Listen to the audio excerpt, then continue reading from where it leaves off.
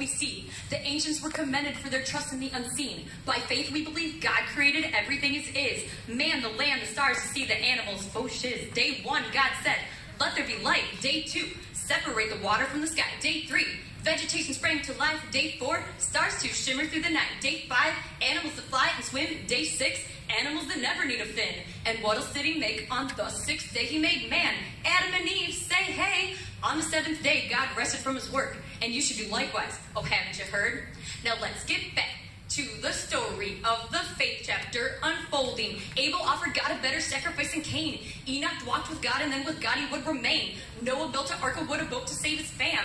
Abraham, he left his home and to another land. He also trusted God when God said he'd have a son. And at the age of 100, the son would finally come. But Abe's greatest test of faith came when Isaac was a boy, when God asked him to offer up the son that was his joy. Climbing up Mount Moriah, Abraham was willing, but God, he brought a ram. There would be no human killing.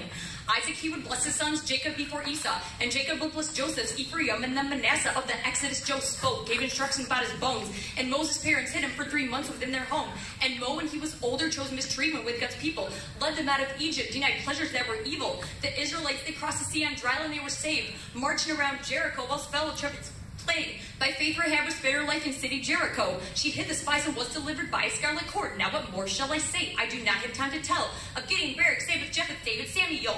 Conquering and seeking justice, fighting for the Lord. Weakness turned to strength as they sought heavenly rewards. Now faith is being sure of what we hope, not what we see. But even men of faith face their share of sufferings. Sawn in two, stoned to death, fed to hungry lions, chained and flogged and put in prison, tossed into a fire. The world was never worthy of these mighty men of faith. They longed and looked to heaven, and of God were not ashamed. Without faith it is impossible to please our Lord above.